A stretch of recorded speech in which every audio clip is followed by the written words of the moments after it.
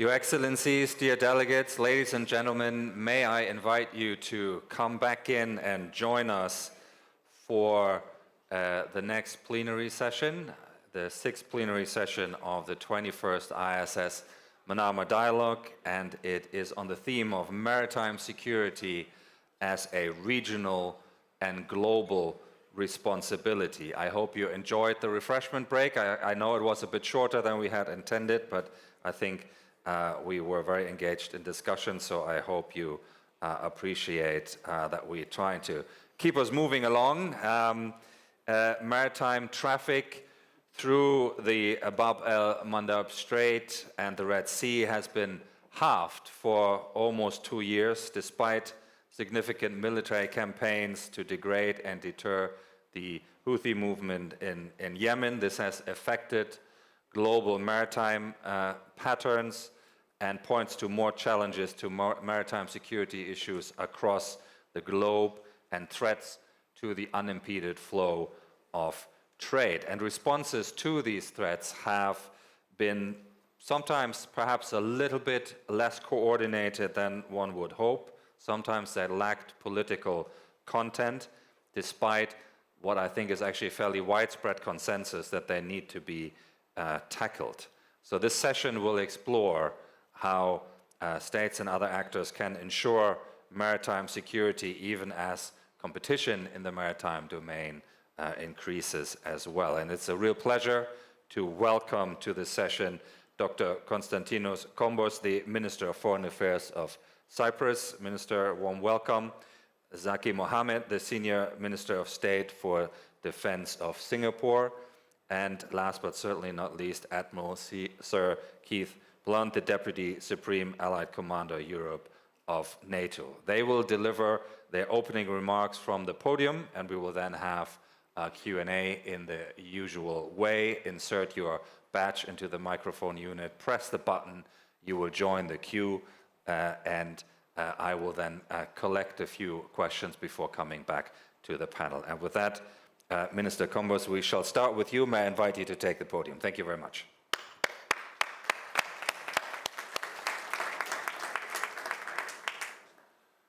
Thank you very much. Let me from the outset express my heartfelt thanks to the gracious host, the Kingdom of Bahrain, and also congratulate IISS for their excellent organization and for also focusing on the realities rather than on abstract theoretical constructs. And the title encapsulates that. Maritime security is a regional and global responsibility. Another reality, however, is that the international policy on the matter is fragmented, or as we have just heard, we need better coordination. And to address this, we need to focus on the relevant policy drivers. But as a preliminary clarification, allow me to answer a question that I think most of you have in your minds. Why Cyprus on this topic? For 4 reasons. First of all, Cyprus has the 11th largest commercial fleet in the world, 3rd in the EU. It's first in the EU in ship management and 3rd globally, with 20% of the world's third-party management coming from Cyprus. Secondly, geography. We are at the crossroads of MENA and the European continent, and we are closer geographically to Yemen than we are to Brussels. Fourth, 12 incidents in the last 2 years involved vessels associated with the Cypriot shipping industry. Therefore, the Houthis are a threat, and the experts are saying, and I'm sure we'll hear more about it from my fellow panelists, that it's a matter of time for them to hit directly in the Mediterranean. So I'm turning back to the policy drivers. The Red Sea situation has a regional and a global impact, and we need to reflect on the nature of the threat. The Houthis are versatile, resilient, and resourceful. From the local threat, they have been transformed into being part of the axis of proxies and now to an international threat. And targeting maritime navigation is a global danger. They have a comprehensive propaganda strategy that is flexible. The rebellious nature has now been transformed and coupled with their positioning on the Palestinian cause, and it has increased their credit in the Arab Strait. In addition, they have shown strategic versatility. Low-cost, high-impact attacks. There are incidents involving even 12 entities, from ownership to cargo to management to insurance to sailors and so on. The actual success rate of the attacks doesn't really matter. Yes, it's dropping, yes, it's fluctuating, but at the end of the day, it's about them creating the fear factor. And that is enough to upset the markets. They are using weaponry that has become more sophisticated, and right now, they are expanding their network of alliances with Al-Shabaab, Al-Qaeda, Somalian pirates, and other proxies.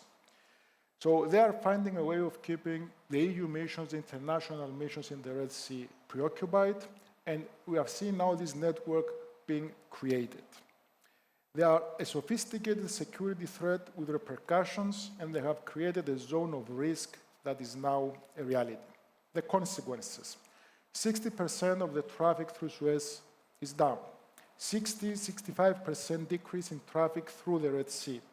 There is diverting, which causes more and causes delays.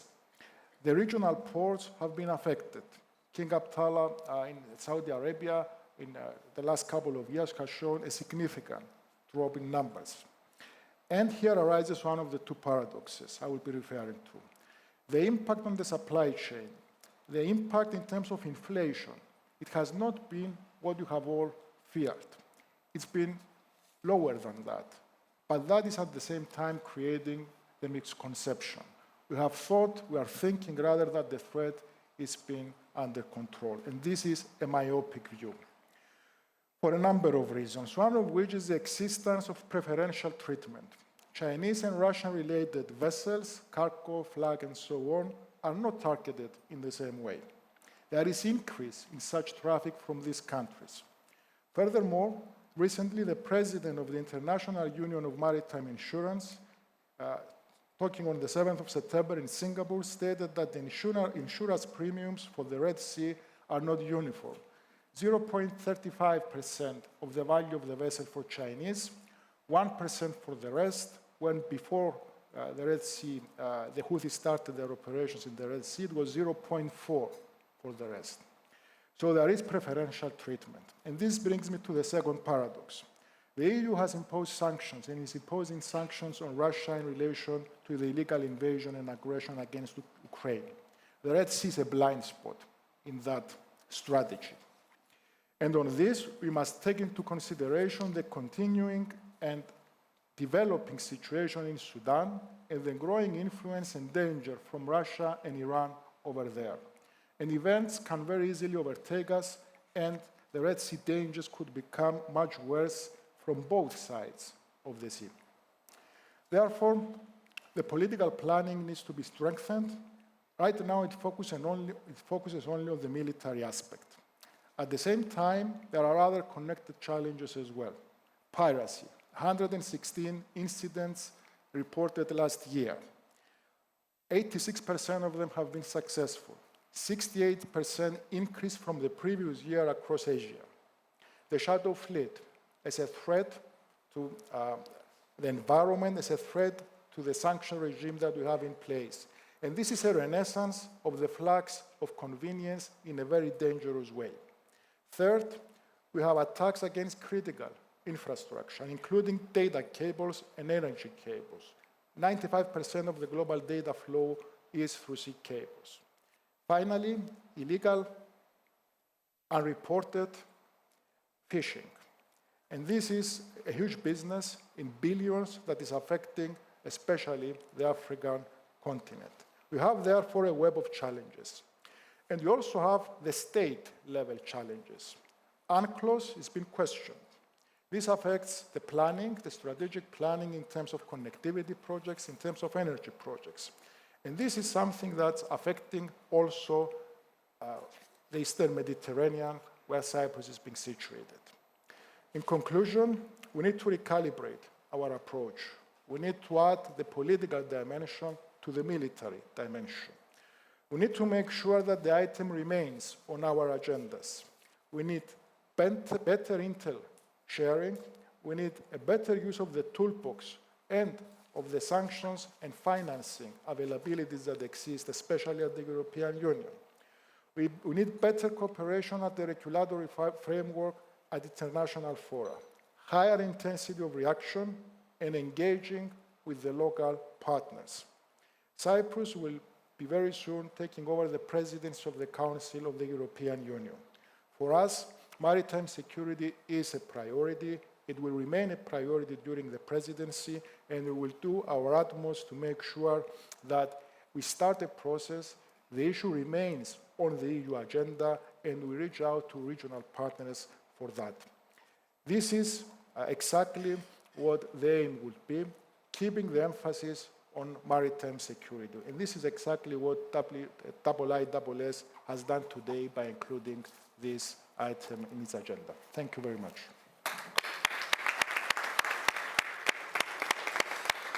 Minister Combers, thank you very much, particularly for the clarity with which you've outlined how a regional concern can turn into a global threat, despite efforts to deal with it. Another country that thinks deeply about maritime security for reasons that will become apparent is Singapore. So, Senior Minister of State, may I invite you to take the podium.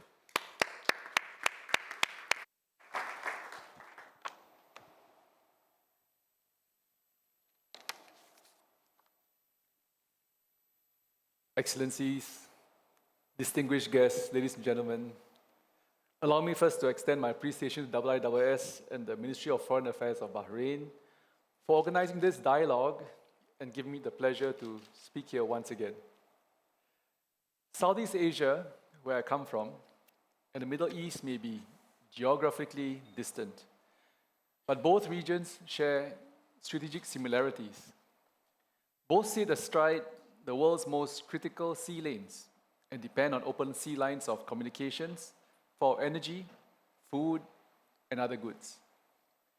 The Strait of Malacca, the South China Sea, the Strait of Hormuz, and the Gulf of Aden, these waterways are not just arteries, these are global lifelines. Any disruption in one of these areas will inevitably send reverberations across the world. It's a global thing. But worryingly, both regions are witnessing common challenges emerge in our evolving threat landscapes.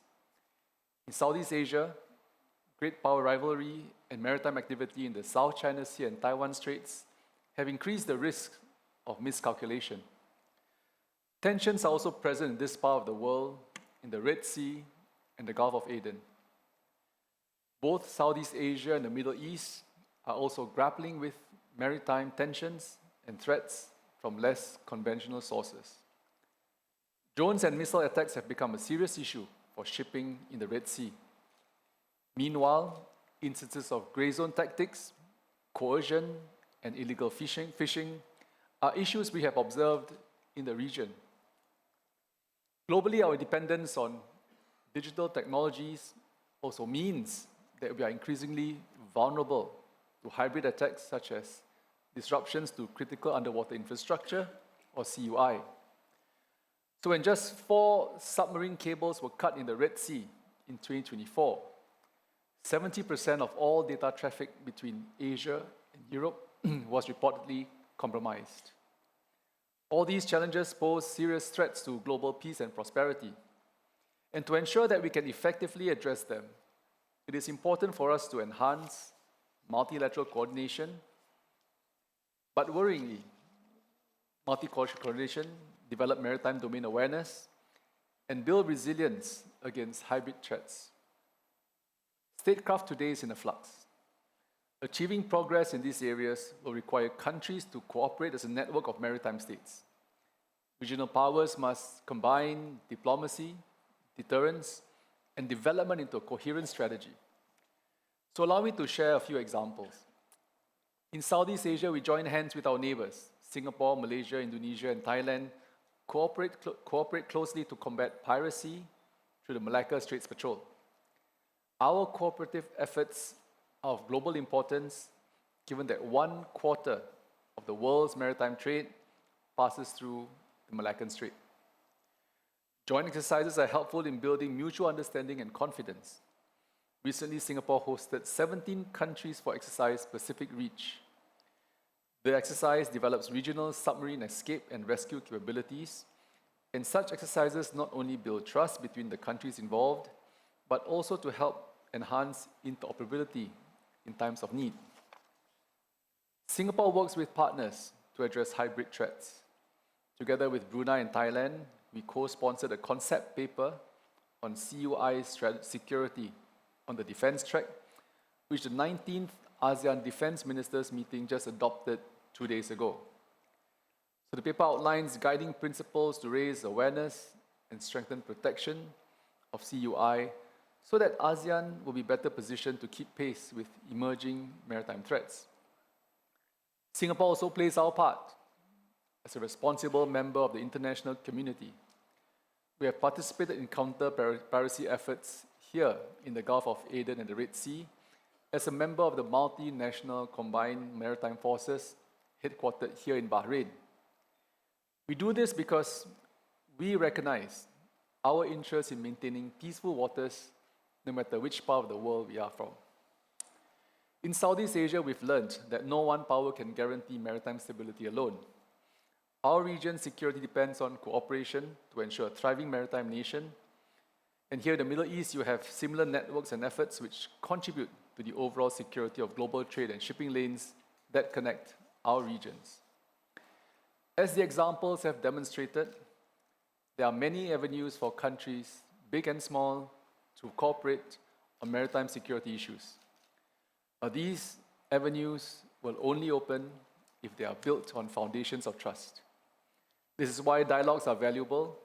Platforms like the Manama Dialogue and Shangri-La Dialogue in Singapore are critical in facilitating constructive discussions between countries, including those that have competing geostrategic interests. As I conclude, let me circle back to where I began my remarks. Statecraft today is about balance, combining military presence with diplomacy, economic engagement, and sustainable development. I believe that inclusive blocs will be more stable and enduring than exclusive blocs. Countries may differ in alignment, but we can still cooperate to protect shared interests such as freedom of navigation, search and rescue, and disaster relief. For small states like Singapore, this means convening power to bring others together, building bridges, not buffers. Singapore will continue to do its part through capacity building, joint exercises, and platforms that link our information systems across regions. We stand ready to work with our international partners to strengthen these links because maritime security, like the sea itself, knows no borders. From Asia to the Middle East, from the Pacific to the Atlantic, our futures are literally tied by water. Our waters connect us, and if we treat these waters as a shared trust, we can ensure that the next generation inherits not just contested seas, but a thriving and prosperous maritime environment. Thank you.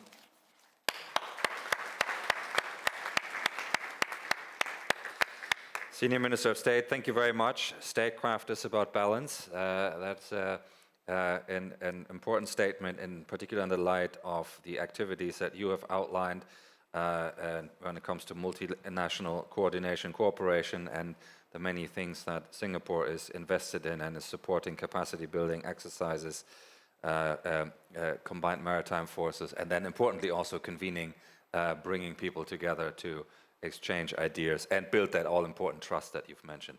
Admiral Sir Keith, may I invite you to take the podium.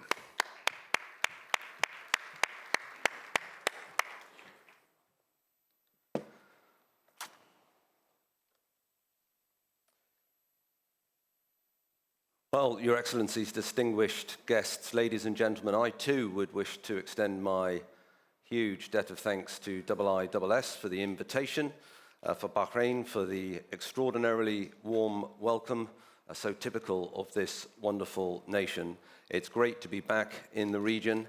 I am, of course, from the Royal Navy, so I'm a Brit, but I am here as NATO's Deputy Supreme Allied Commander, so I bring with me that welcome from our alliance, but also an indicator of how much we value the relationship that we have with this region and how much our defense and security issues overlap in so many ways. Now, maritime security is a regional and global responsibility. That notion of shared responsibility links directly to the shared nature of the oceans. They are the original enabler of globalization and of a globalized economy, and they remain the bearer of more than 90% of the world's trade and almost 100% of the world's data. These statistics are often trotted out. They've become almost cliched. You've heard them before. But it is worth just dwelling on them because they really matter. They really matter. And as a result, so does maritime security. We should not be surprised that the freedoms that we enjoy on the high seas also bring with them many challenges as well as the opportunities. And of course, the high seas, being the open oceans, are all linked by choke points that we have heard about previously on the panel. But here in the Middle East, of course, the Mediterranean links with this region through the Suez Canal, and then the el-Mandeb Strait, and then, of course, the Strait of Hormuz. These very narrow choke points can be very dangerous, and they create their own individual risks. So what's the approach? What is the approach to the maritime security dilemma that is a dilemma as old as the oceans themselves? Well, the first thing is we need to understand the threat. And I think, in fairness, we're pretty good at this. Piracy, slavery, migrant smuggling, and human trafficking, they're both very different, of course.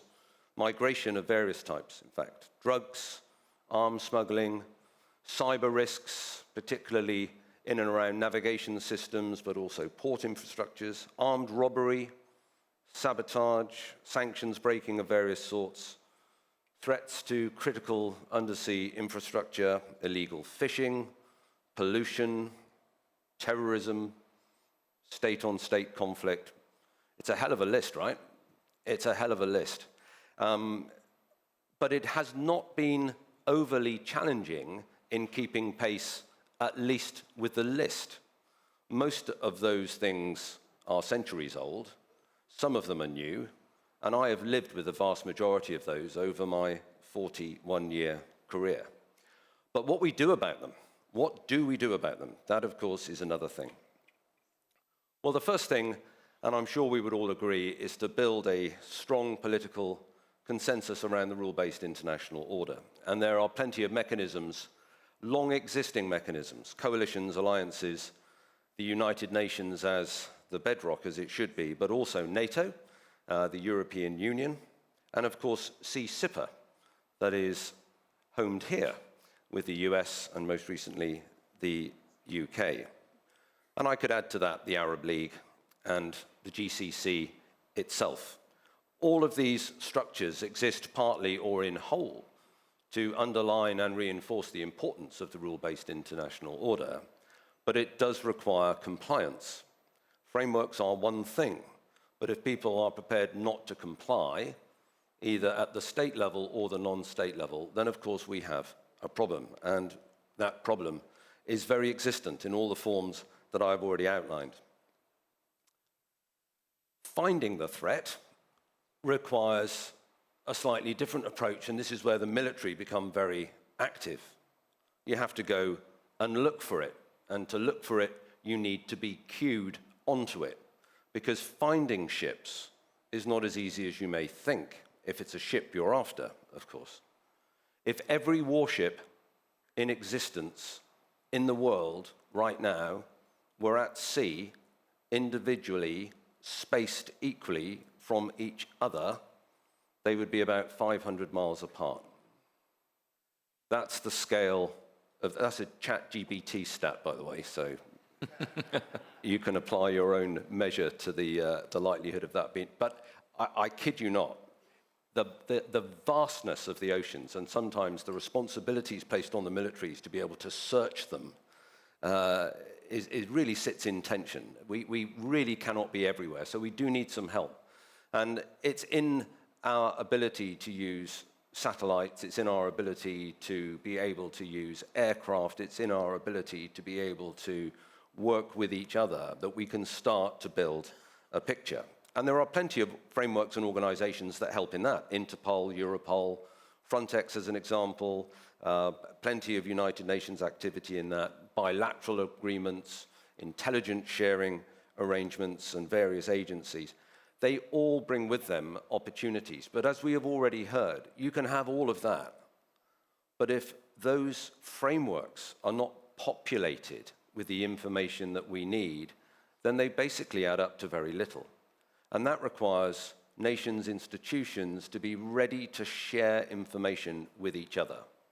And of course, this is very much a case of risk versus reward. People don't necessarily like to give away information for fear that it is going to be misused.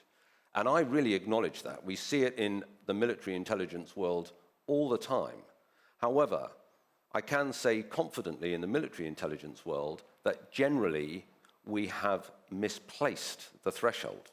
We could probably take a bit more risk in order to achieve better outcomes. And maybe a good example of that was in the build-up to the Ukraine war, where we saw a lot of intelligence being shared very openly and very quickly in ways that we hadn't perhaps hitherto seen, that at least gave us a good idea of what was happening and indeed when it was going to happen. Now, one of the new challenges, and we've heard a bit about this already, is in the undersea cables and pipeline world. Not the traditional world that we normally think of when we think of maritime situational awareness, but now one that has been propelled into the spotlight. Who owns them? And who is going to tell you where they are? There's about 1.5 million kilometers of these things all over the world. A lot of them are plotted accurately. Not all of them are. And if you can find out who actually does own them, and they'll tell you where they are, because there's so much of them, you can't be everywhere along that system of cables and pipelines. So you need to say, right, so where are you vulnerable? If you ask a commercial operator where they are vulnerable, they're unlikely to tell you. They don't want to admit a vulnerability. And if you, as I have done, offer a large supplier of petroleum products in the UK a frigate to sit alongside its oil platform, they say, absolutely not. We do not want to see a frigate anywhere near our oil platform for fear that it looks as if we're under threat because our share price will go down. So we are facing a really different set of challenges, I'm afraid. And it gets even harder when you think about how you've got to stop the threat and try and get on board. The legal frameworks we have to be able to board ships on the high seas are really, really weak. In ports, it's easy. In territorial waters, it's easier. But on the high seas, it becomes not impossible, but very, very difficult. We typically rely on the United Nations Convention for the Law of the Sea, Article 110, which allows us to jump on board a ship in the middle of anywhere if we suspect it of piracy. So that was very helpful in this region at the beginning of the 2010s. Piracy was one of those legitimate reasons to jump on board. Slavery is another one. Illegal broadcasting is a third. And if you think a ship isn't flying the flag it should be flying or is flying no flag at all, you can get on board to verify its nationality. But that's basically it. Beyond that, if you want to jump on board a ship on the high seas, you need the permission of the flag state, or, and often it's and, a UNSCR to enable it. Neither of those are easy to come by. So when we start thinking about things like the shadow fleet and trying to really get to grips with it, we in the military are often called upon to jump on board. It's really hard, far harder than you would think. And if you do get on board, as the Finns did with the Eagle S that it brought the crew to trial on recently in Finland, it's a really risky prosecution, as the Finns found out, because they were unsuccessful. And the crew of that vessel that was suspected of raking up cables and pipelines in the Baltic ultimately were released. And to add insult to injury, the Finnish state picked up the court costs that were over $200,000. Now, recently, the French have taken a vessel. There'll be another trial, and we'll see how well we get on with that. So these trending issues are tricky. And I'll wind up just by saying there are some practical things we can do. Of course there are. We need to enhance the inclusivity and purposefulness of our dialogue. Now, I'm here for the very first time as the Deputy Supreme Allied Commander of Europe. I mean, I'm the first ever DSACUR to come here. I was joined yesterday by the chair of the military committee, the most senior serving military officer in the alliance, and our special representative to the southern neighborhood. As I said at the beginning, and as I will reiterate, we really know this place is important. And the Istanbul Cooperation Initiative, of which Bahrain is a member, of course, is just one of the ways. There are many others that we demonstrate that. We must invest in capability and technology to make our maritime situational awareness more effective, to protect our cyber networks, our own cyber networks and information systems in a way that at the moment we are not doing as well as we could. And that information must be shared, And that requires nations that like each other and sometimes nations that don't like each other to actually be prepared to do it. And although the rules-based international order is under threat, we must not lower the bar. We have to maintain the standards that we hold dear. So, Your Excellencies, the sea connects us. It should not divide us. It carries commerce, energy, and of course, a bit of risk. But with that comes opportunity. This forum is part of that opportunity, and together we must ensure that we use it as just one way of continuing to promote the importance of getting maritime security right. Thank you very much.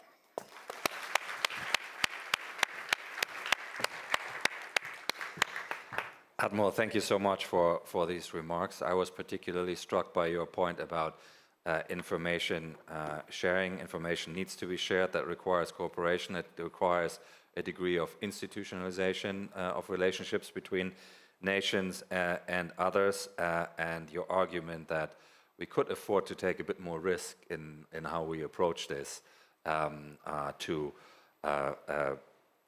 craft efficient and effective responses to the threat that in its many facets, as you said, is a long list, but perhaps not an entirely surprising list.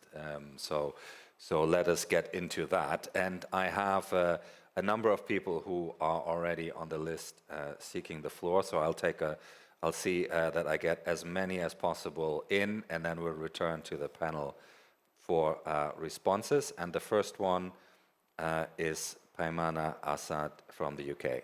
Paimana. Thank you so much. My question is to the Admiral. The Houthis continue to target commercial and strategic shipping in the Red Sea. How does NATO view its role in supporting regional partners to protect maritime trade and ensure freedom of navigation while respecting the primary security responsibility of coastal states, considering the 5 joint naval and airstrikes against the Houthis conducted by the United States and the UK to protect trade in the Red Sea? Thank you. Thank you very much. And from Oman and the Young Leaders Group, Hailana Al-Busaidi. Good evening, everyone. I have one question for the panel.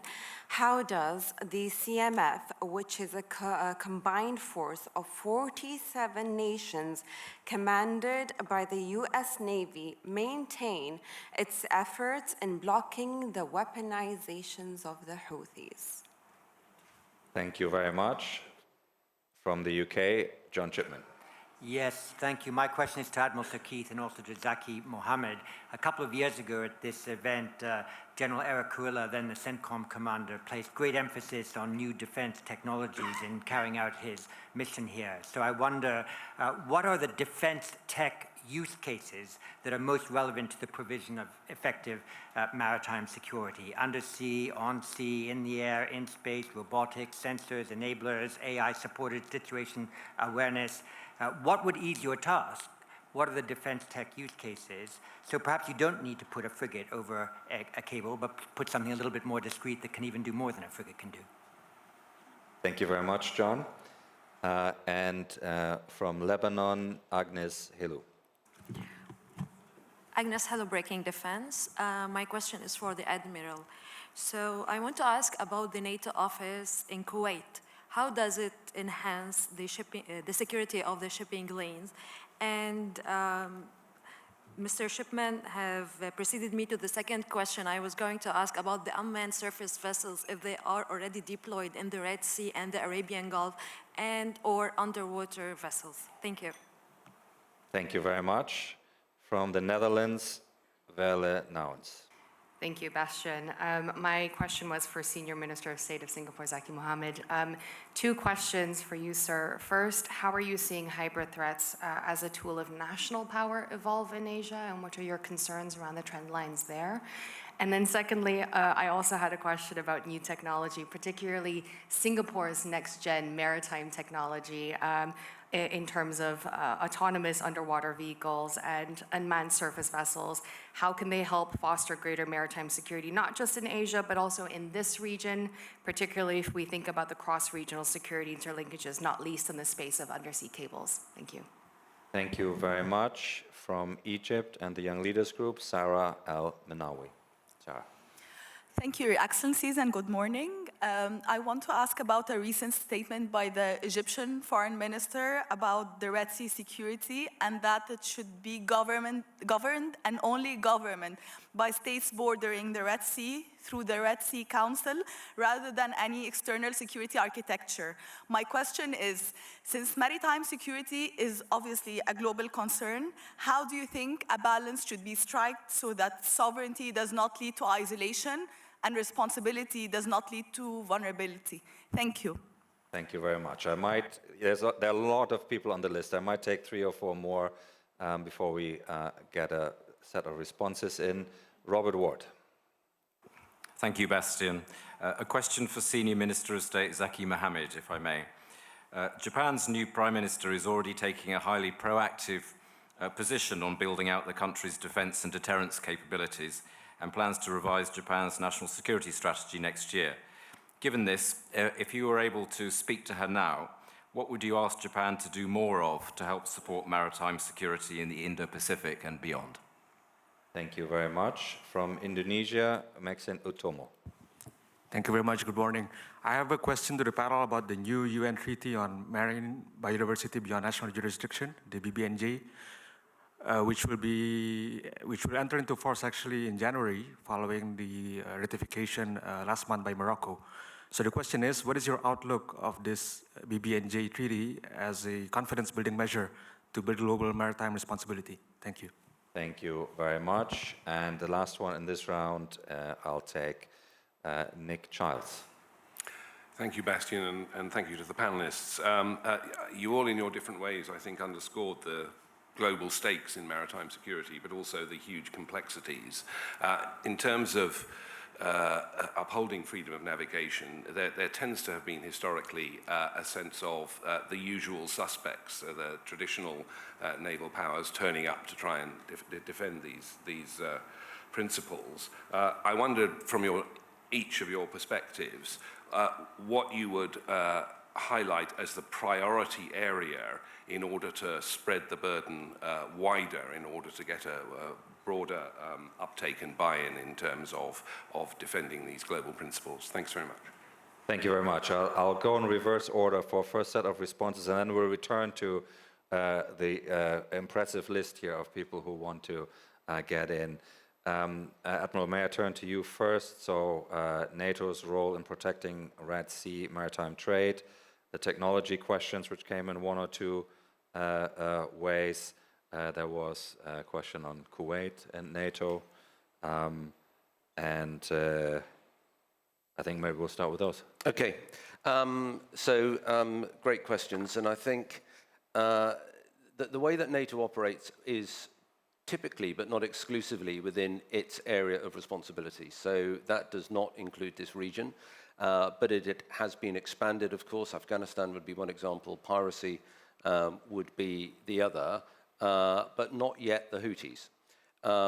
And one of the reasons for that is because there were very quickly missions established, Prosperity Garden being one, Aspides being the other. We have CTF 153, which is one of the constituent CTFs from the combined maritime forces that we've heard about.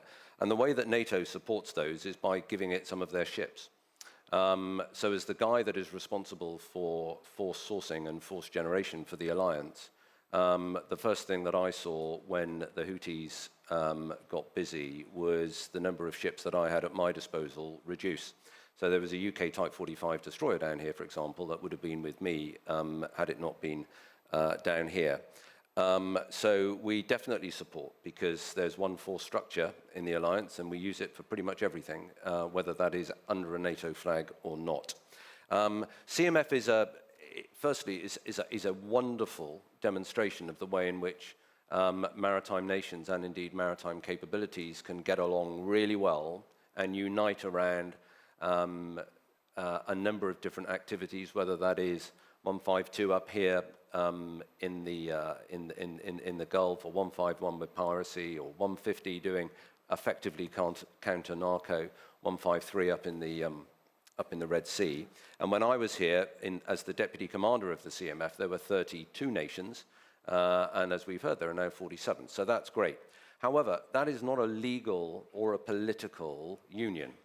So when it comes to trying to act in one voice or in one direction, it can be challenging. And also, I would say, within it, there are a lot of different types of warship. If you are serious about being able to shoot down ballistic missiles or cruise missiles in a very confined area like the Red Sea, you better turn up with the right kit, because otherwise you're going to get hurt. And there are not many nations that can actually put themselves in the firing line where that comes to pass. And some of those nations would admit that and within the CMF, I feel sure. Kuwait, the Kuwait office, absolutely brilliant. We've got a great college there as well that is all centered around the Istanbul Cooperation Initiative. It offers many, many different and diverse courses and education in the name of our alliance, and we're superbly grateful. It's been one of the great success stories in the way that NATO has been able to demonstrate its partnering with this alliance. And then finally on the tech, I mean, you almost answered your own question. I mean, there is just so much. And I would say that what we're learning is that redundancy in the way particularly that cables are laid is really, really important. So the ability to be able to reroute data almost in stride is extremely important. Internal surveillance of pipelines has become pretty trendy, and we've got some nations now that are able to do all of their surveillance and basically internal security through internal drones, if you will, that whiz up and down the pipelines. Of course, if you can put a drone inside a pipeline to inspect it, you can put a drone inside a pipeline to blow it up. So, and that provides you with a whole world of new problems. Acoustic sensing as well is one of the other big areas that is starting to give us indicators, whether through noise or indeed through very small changes in seabed activity. So, and there are others. Delighted to talk more on that offline. Thank you very much.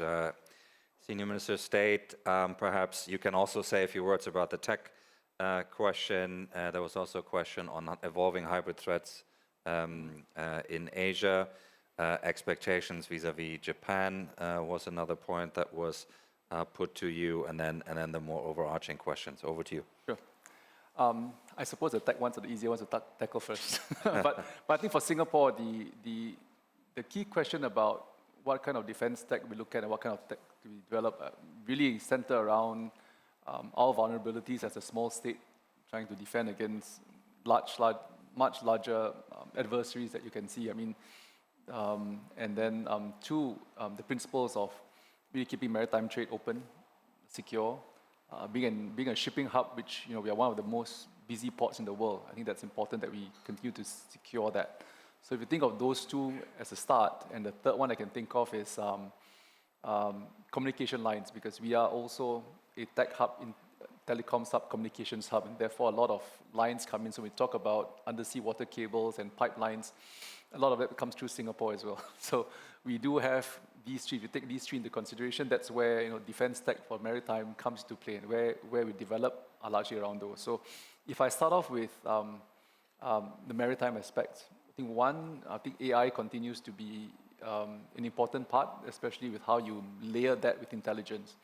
So today we have the Intelligent Fusions, the IFC, the International Fusion Center, which we collaborate with many countries to share intelligence on potential threats, piracy, terrorism, risky cargoes that may come through our shores. I think those are, as a start, one way in which we can enhance intelligence sharing, where we alert countries, where we also board ships and use intelligence data to assess threat way in advance before they hit Singapore shores, for example, because these are aspects in which, in the busy ports or busy strait, you don't want to have threat levels or having to take action within your congested sea lanes.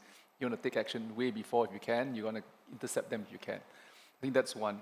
Two, as a small state, we also have limited manpower, small capabilities. We have small ships, but what we've done recently was we launched our first MRCV vessel, multi-role combat vessel, which I would say it's a new concept for us because it's now a mothership, sort of like a stealth ship that operates several drone ships around them. So it's almost like an autonomous fleet, which you have one mothership and several drones on surface, underwater as well. So these are things in which we use as a way of force multipliers to be able to conduct various operations, whether it's rescue, disaster relief, or other ops that you need to do to multiply your manpower, because we are a small state with a very small navy. So, and having to deal with a very big congested maritime strait, I think that becomes very important. The fortunate thing is that we are not, when we talk about hyper states, hyper threats, we're not claimant to any of the big EEZs or islands. So therefore, on that front, I think we're not directly under threat. But I think that, as I said earlier, military presence has to balance diplomacy, and that's statecraft today. I think that applies to Singapore. I think that's why we have the Shanghai Dialogue, which we aim to continue dialogue and process, but at the same time, hard-coded and worked on with the ASEAN Defense Ministers meetings and the +8 countries. So you have big powers there, such as China, Japan, the US, all involved. I think that's very important because then when we deal with code of conduct, when we deal with CUI, when we deal with other frameworks where we need to keep lines and trade information open in the South China Sea and through the Malacca Straits, I think those are important aspects in which you get the larger powers to come in to agree on certain frameworks, to agree on certain codes, which over time we hope that reduces the risk of misunderstanding, at least in our waters. Right? So those are important aspects. So it's not just about the technologies I described earlier, but I think it's important to have codes of conduct and certain agreements and frameworks in place so that we put up guardrails, we have certain understandings that we can come to, even with not just within the ASEAN states, but also big powers. On CUI, in my speech I spoke about how ASEAN states came together to agree on how we will work on CUI, because I think underwater infrastructure becomes very important to us. Many of us are dependent, as we spoke about earlier, when one of the communication lines was cut off in the Red Sea. I think you had communication between Europe and Asia being affected. And that, I think, will affect not just Singapore if something would happen to us, but also the rest of the ASEAN states. So initially, we didn't think that, we thought it would take a lot longer to get everyone to agree, but I'm surprised that within a few months, we got this moving within ASEAN. I think everyone recognizes the critical importance of communication lines, gas pipelines, and other infrastructure within the busy straits. So I wouldn't say that things are perfect, but I think that dialogue helps us to get these conversations starting, get everyone understand to a certain baseline that's required to keep the defense mechanisms and how we do trade, communication lines, and all these engagements on an even keel. And lastly, I just wanted to say that with the on Japan, yes, there was a question on Japan as well.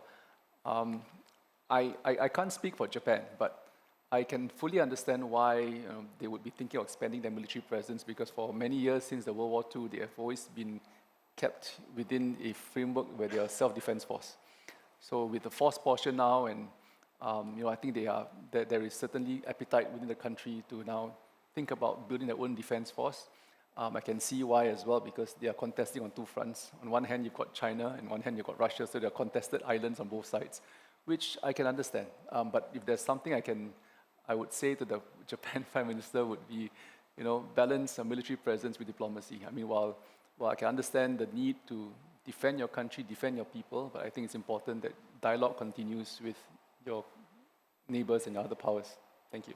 Thank you very much. Minister, if I can turn to you, there were a few high-level policy and strategy questions, and maybe as Minister of Foreign Affairs, you're best placed to answer those. There was a question about the balance between sovereignty and responsibility in maritime security.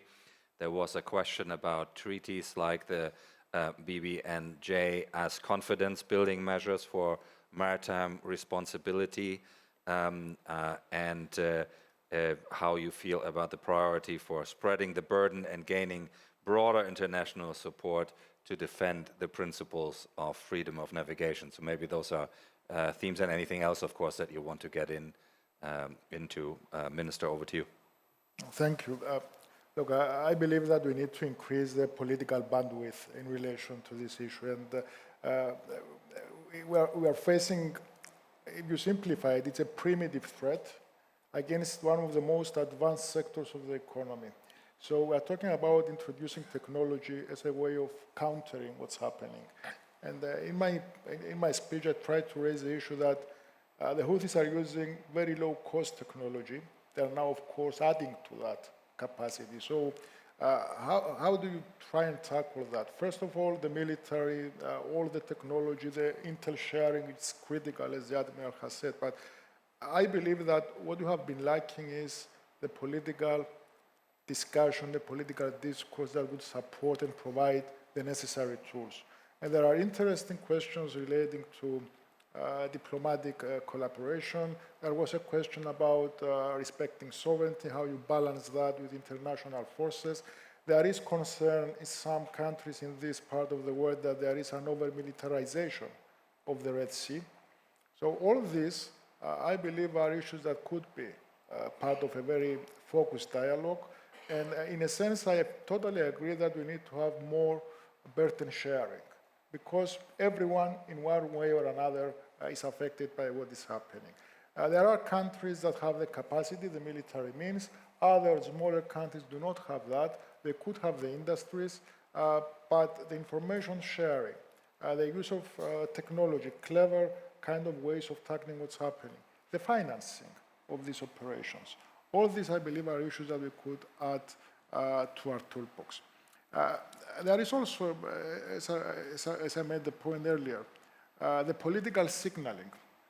And we have an EU mission in the area, speeders and so on, but at the same time, the paradox exists in the sense that we haven't listed the Houthis as a terrorist organization yet. There was a discussion a few years back, it didn't go through at the EU level. So it's a paradox because you have a mission, it's here, you have recognized the risk and the danger so that you have sent the mission, but at the same time, it's been approached as a political movement exclusively. So there is a toolbox there that if you unlock these options, it could add to the whole conversation into the mix. About CBMs in terms of treaties being ratified and so on, of course, this is a very well-regulated area. There are, of course, issues relating to gaps in the regulatory framework because it was introduced in a previous age. But anything that could add to the collaboration between states, I believe is something we should and we could be welcoming. So this asymmetry, we need to focus on that. We need to make sure also that we don't lose sight of the other side of the Red Sea. We are focusing on the Houthis, yes, but we can all see, I believe, a very serious risk now between the collaboration that the Houthis have with the African part, and with terrorist organizations and with organizations and entities that are having access to technology that could enable them to cause similar kind of damage like the Houthis. And this, with the potential developments in Sudan, with presence of third countries trying to find the influence or to leverage influence there, this is creating a very complex, a bundle of threats whereby you could be facing an increase in the risk, not only from the Houthi side, but also from opposite. And I believe it's high time that we realize that the two are not separate. They are very much interconnected. There are serious issues relating to terrorism. There are serious issues relating to smuggling, issues relating to various other forms of violations of the basic principles underpinning the freedom of navigation. So a final point, for this to work, I believe we also need to make sure that we use all possible tracks. It's not just about diplomacy, but it's also not about the military aspect. There is something in between, and this is something also that I think we should be focusing on. Thank you so much. So we'll take a second round of questions. If you can aim to be crisp and brief, then we'll get more people in. And the first one is Mohammed Al-Basha. Yeah, my colleagues already asked the questions regarding what the NATO and the EU could do. But I just wanted to say to the Cyprus foreign minister, your remarks today on the Houthis was a breath of fresh air. And I want to just confirm to you that you're actually absolutely right, that the Houthis now are using civilian dual usage equipment to build a bigger industrial military complex. And they're testing more. This week, even they're testing more anti-ballistic ships. They're doing a lot of more things that eventually, within maybe this year or next year, they could reach the Mediterranean and beyond. So just to touch base, what is everyone trying to do with the local partners that they have in Yemen? I know that the government in Yemen is dysfunctional at this point, but what are some of the things they could do, and especially that we're seeing an uptick in interceptions of military equipment, missiles, drugs, human trafficking, but I'm not really sensing a lot of involvement from the Asian side or on the European side, with everybody just focusing on what the Saudis or the Americans would do, and most of the interest actually in the Red Sea is more connected to Europe and Asia. So thank you. Thank you very much. And from Qatar, Sultan Al-Muhannadi. Thank you. My question to the panelists is, given the increasing involvement of private actors in maritime security, from commercial shipping to data sharing, how can governments ensure public-private partnerships reinforce rather than complicate maritime governments, or as said by Dr. Combs, over-militarization of maritime governments? Lastly, if I may, another question. How can states improve information sharing and joint patrols without compromising sovereignty? Thank you. Thank you very much. And from Bahrain and from the Young Leaders Group, Mona Al-Risais. Thank you. Do you see the Istanbul Cooperation Initiative as still relevant for today's maritime security environment, given the increased complexities and heightened tensions? And are there any plans or discussions to encourage the other GCC states that are not, signatories? And also, we also have multiple multinational maritime missions operating in overlapping theaters. Is there a risk of fragmentation or duplication, and are there mechanisms to ensure strategic coordination rather than parallel efforts? Thank you. Thank you very much. From Germany, Wolf Christian Paes. Yeah, thank you very much. Bastian, question for Mr. Combos. You very eloquently spoke about the challenges in the Red Sea and also the links between the Houthis and African actors. My question to you would be, is the European Union doing enough to face it? Because I recall comments by Rear Admiral Kuparis, the commander of Aspides, multiple times. There are not enough ships at his disposal, that certain European nations are very reluctant to deploy what they had once promised. And I sense a split within the European Union between the sort of southern Mediterranean states like yourselves and your Greek colleagues and much of the rest regarding the threat assessment. And a related question would be, seeing that there seems to be a degree of integration between the Houthis and African actors, wouldn't it be time to merge the two naval missions that the European Union has, Aspides and Atalanta?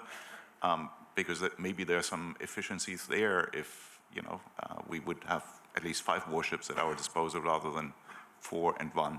Thank you. Thank you very much. And from Kenya, John Kiswa. Thank you very much.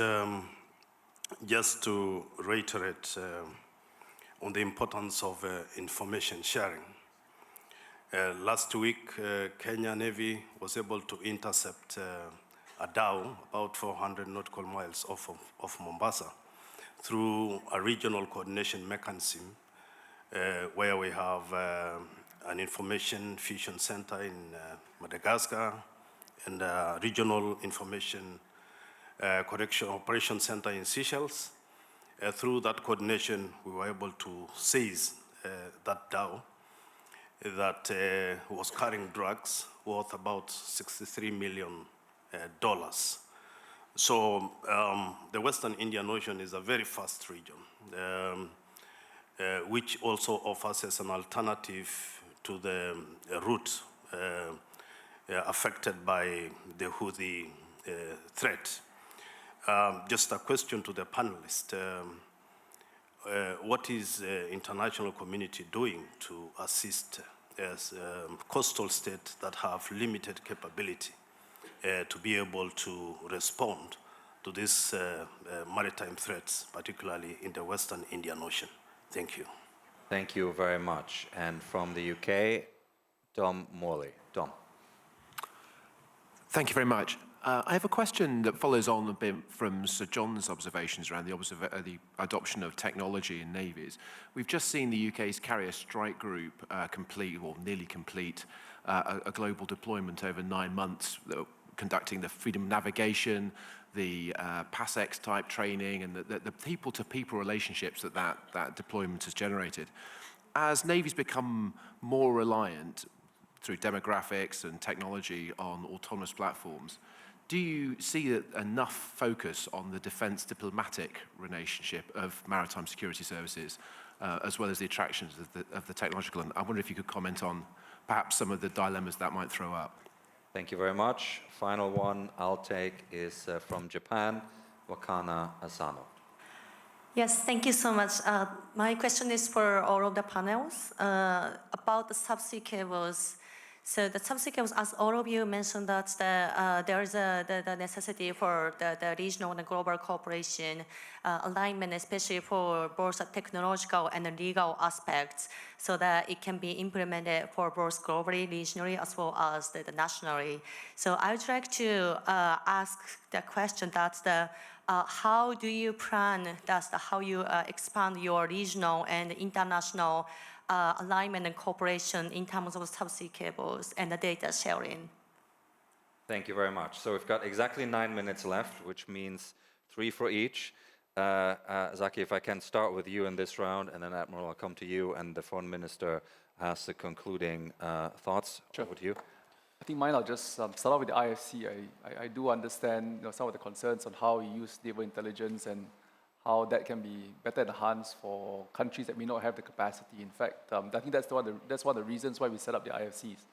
Singapore is one, for example, where we've got about 40 plus countries and about 24 countries deploy officers within our office, and some come as far as the US sitting there. That helps us as well. I think where you're able to carry information back to your countries and share across a network of IFCs. So I understand there's one in Africa or India that also manages that area too. I think this is important because ultimately, it's hard for just 1 or 2 countries to pick intel on their own. But I think if you can get information out quicker, I think that would be useful. One, but I think 2, the key thing, as I spoke about earlier, AI and intelligence will be very key, because then you want to be able to sieve out intelligence or preempt assessments or be able to preempt threats before they even happen. I think that would be very useful too. But I think as Keith alluded earlier, sometimes some of these boats are a bit harder to detect because they are far out at sea and they may not carry the relevant signatures, and therefore it's always a challenge out here. But I think for us in Singapore, I have to admit, no, it's easier for us because it's a managed space. The Straits of Malacca and as well as South China Sea, I mean, it's bigger, but they are quite narrow in the sense that you are able to monitor them. But I think collaboration is key. As I mentioned earlier, with the CUI as an example, we talk about ASEAN states, we talk about where the cables are, how do where do we defend against. I think the level of cooperation is important because it's not just about diplomacy. I agree with Minister for Cyprus, but it's also about building trust. And to that level, beyond just building diplomacy, putting agreements in place, I think joint exercises, being able to do things together, I think builds that trust levels. And same thing with the Carrier Strike Group question too. I mean, Singapore is a beneficiary and they've come by as well, and we've done FPD exercises with them. I think that also enables not just the UK and Singapore, but countries around to also better understand and better, work as you work on exercises. I think that also builds trust amongst the various forces, and that I think creates more value than just frameworks and agreements, if you ask me. Thank you. Thank you very much. Admiral Keith. So thank you. So just a few bullet point answers to some of these questions. The risk of information sharing and sovereignty, yeah, it's a risk, I accept, but there are plenty of demonstrations of how that has not been a material risk, and I would cite the Five Eyes intelligence group as one of those groups that shares extraordinary amounts of intelligence, and I'm sure they all feel sovereign. ICI, I still see it as relevant. I'm here because of it, or partly because of it, and of course we maintain active dialogue with the nations that are not signatories in the hope that they would be, those being Saudi Arabia and Oman. Fragmentation risks in overlapping maritime operations, always, it can be a bit of a bugbear for us in the military sometimes. However, I would use the example of counter-piracy as one where the structure of the shared awareness and deconfliction meetings that used to be hosted here, one most recently in Qatar, where you would sit the EU down with the CMF, with NATO, with nations that were not in the CMF at that point, like India, with Russia, with China, and we'd actually sort ourselves out to make sure that we didn't pose a risk of fragmentation. That worked really rather well. Europe being prepared to send warships down here. Things are pretty busy in Europe right now, and I will return to the office in a few days to further threats of airspace violations, the shadow fleet, underwater infrastructure going bang, and various other things. So it's not a case of Europe not wanting to do more. It's simply a case of stretched resources.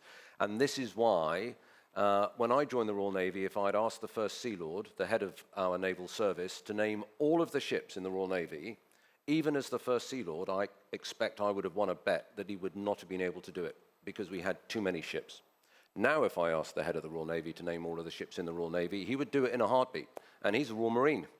So imagine how easy that challenge is today, and that is because we just have disinvested. We do not have enough warships, and that's why NATO has set a new defense investment pledge, 3.5% on core military capability by 2035. In the UK, that would see a doubling in real terms of our defense budget. And that's one of the reasons you don't see warships everywhere you would like to see them. And I'll just finish on these subsea cables, right? One of the things that nations can do, and those representing government departments and ministries here, do take some time to polish off your ability to deal with that as a crime. And make sure you really understand where your rights are comparing your exclusive economic zone, your contiguous zone, your territorial waters, who's going to take responsibility for it? Do you have the prosecution lawyers that are trained to prosecute in that particular area? So are you internally structured to deal with this? Because there's a lot of talk about it, but I promise you that is challenging, and it has proved to be the case in incidents in and around Europe. I'll close there. Splendid. Thank you very much. Foreign Minister. Yes, telegraphically. I mean, we need to act with a sense of urgency, I believe. I agree that there is a fragmentation in terms of strategy and policy. There is duplication. At the same time, I sincerely think that we need a strategy. We have too many. Everyone is trying to do it on their own, and I think that this is something that we could work together and try and divide somehow the workload. And for that to take place, of course, you need the political backing. Unfortunately, and this is the answer to the question whether the EU is doing enough or not, it certainly can do more. We can all do more. The main problem is getting the issue on the agenda, exactly because there is a different assessment of threat based on geography to a large extent. So right now, the EU threat assessment primarily is towards Russia with what's happening in Ukraine. So how do you get the attention in relation to that of the rest of the member states, not just the Mediterranean countries? I think it's clear that there is a commercial advantage to Russia, China, and others from what's happening. You don't have a horizontal kind of situation where everyone is at the same risk. And this is not a political analysis. This is if one looks at the numbers from the underwriting in relation to the risks for vessels going through. It's clear that there is a differentiation there. So we have to have this conversation. We need to do more. Having more assets in the area would be the logical answer, perhaps. But going back to the point I made earlier, the threat we are facing and the technology we have against us doesn't necessarily mean that we have to operate on a level of warships. There could be some more imaginative way. I mean, the experts are here, but it's not like we're facing a military force in the conventional kind of way.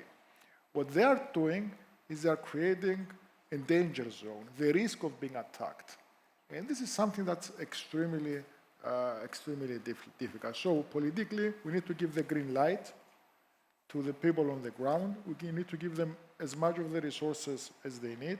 We need to focus on intelligence sharing and preemptive action, and we need to have the conversation so that we can come up with one single holistic strategy.